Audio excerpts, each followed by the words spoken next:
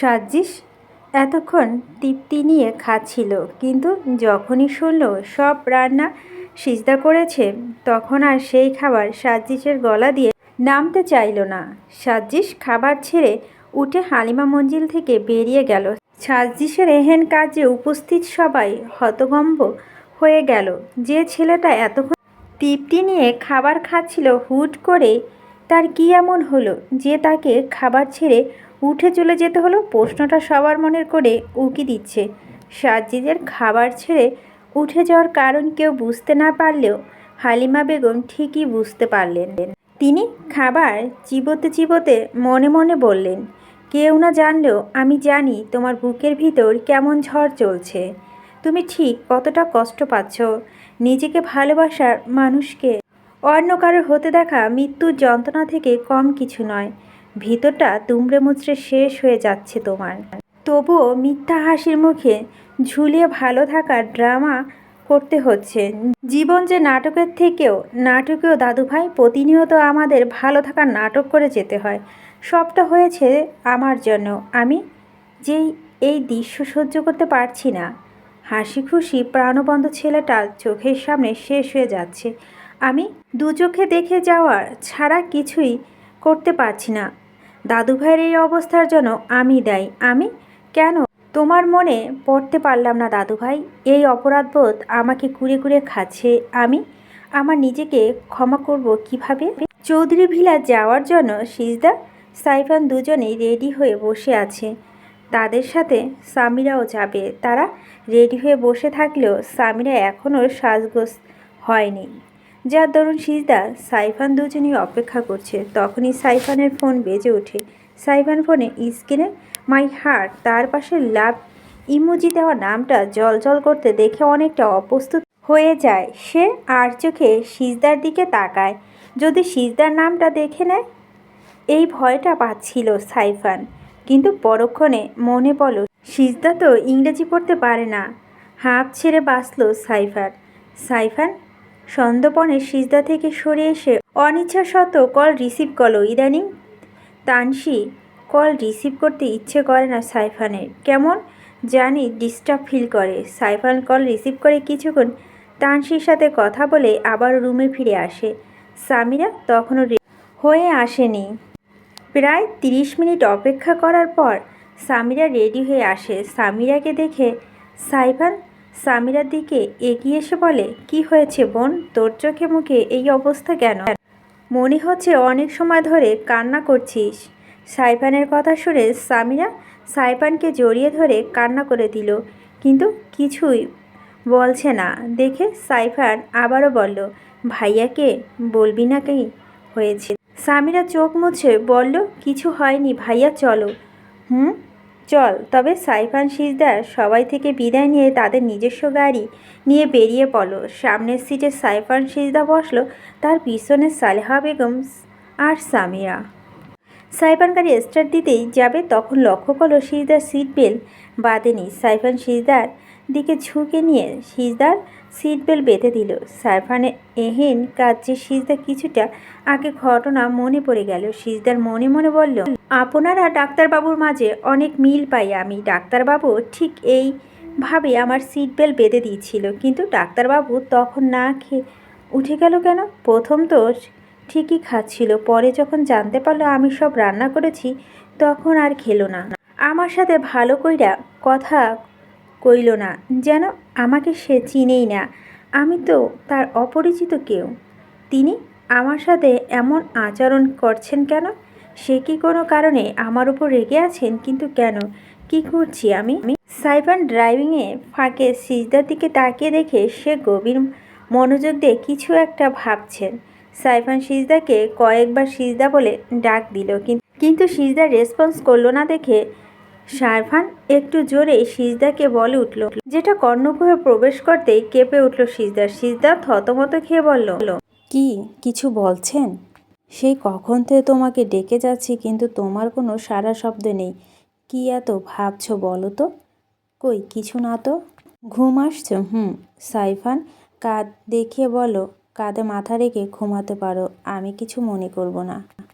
সিজদা মুচকি হেসে সাইফানের কাঁধে মাথা রাখতে যাবে, তার আগেই সামিয়া পিছন থেকে বলল, বৌমনি, আমি সালেহা খালা দুজনে পিছনে আছি, আমাদের কথা ভুলে যেও না আবার।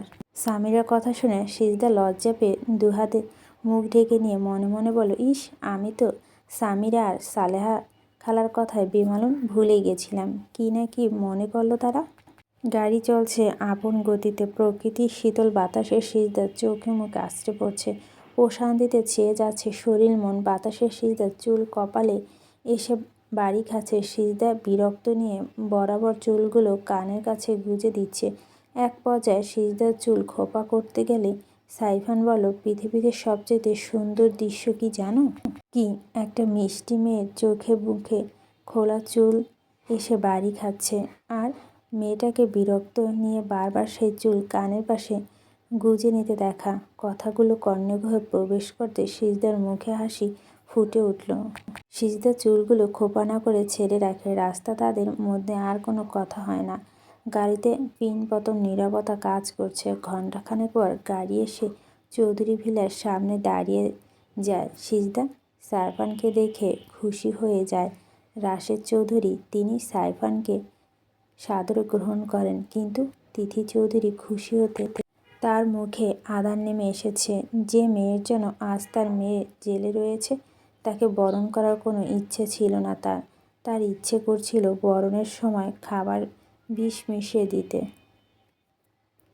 কিন্তু তিনি তার ইচ্ছেকে দমিয়ে রেখেছেন। রাশেদ চৌধুরী জোরপূর্বক তিনি এসে সাইফানের মিষ্টি মুখ করিয়ে বাড়ির ভিতরে নিয়ে যান, কিন্তু ভুলেও সিজদাকে তাকে দেখেন না। এতে মনক্ষুণ্ণ হয় সিজদা। সালেহা বেগম ঐশ্বর্যের পাশে রুমে সিজদা সাইফানকে নিয়ে যান। রুমে প্রবেশ করতে সাইফানের নাকে মিষ্টি একটা ঘ্রাণ এসে বাড়ি খায়। সাইফান বিছানায় বসে পুরো রুমে একবার চোখ বুলিয়ে নেয়। রুমে যেমন আসবাবপত্র না থাকলেও রুমটা খুবই পরিপাটি করে গোছানো। বিয়ের আগে সিজদা এই রুমে শিফট করেছে, তখনই রুমটা সুন্দর করে নিজের মতো করে গুছিয়ে নিয়েছিল। সিজদা ফ্রেশ হয়ে একটা সুতি থ্রি পিস পরিধান করে সাইফান সিজদাকে দেখে মুগ্ধ আঁখিতে তাকিয়ে থাকে, যেটা বুঝতে পেরে সিজদা একটু লজ্জা পেয়ে যায়। সিজদা লাজে রাঙা চেহারা দেখে ঘোর মধ্যে চলে যায় সাইফান। সাইফান 1-2 পা করে সিজদার দিকে এগিয়ে আসে।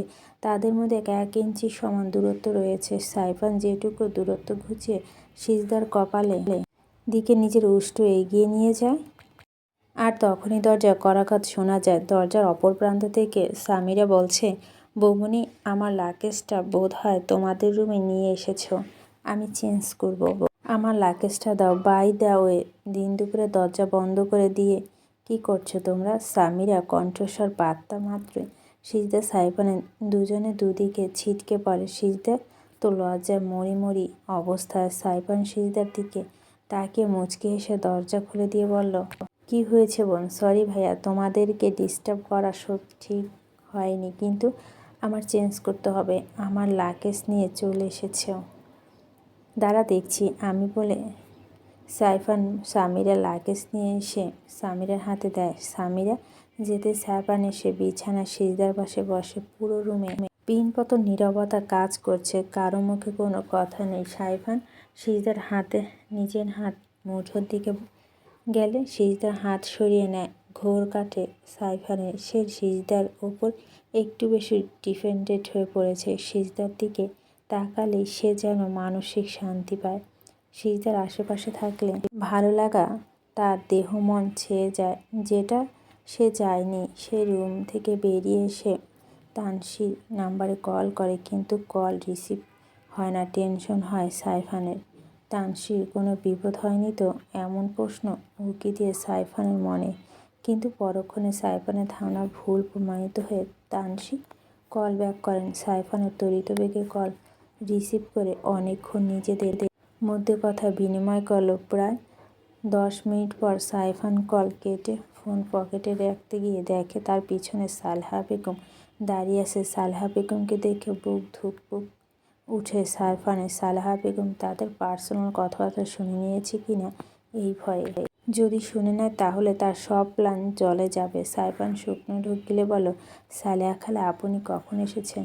এই তো মাত্রই আসলাম। কিছু বলবেন খালা? হ বাবা, নিচে আসো, ভাইজান তোমাগো লাইগা অপেক্ষা করতেছে, জলদি আহো বলে। সালেহা বেগম নিচে চলে যায়। তিনি যেতেই হাঁপ ছেড়ে বাঁচল সাইফান। সাইফান দুষ্টু হেসে ফোন পকেটে ঢুকিয়ে বলল,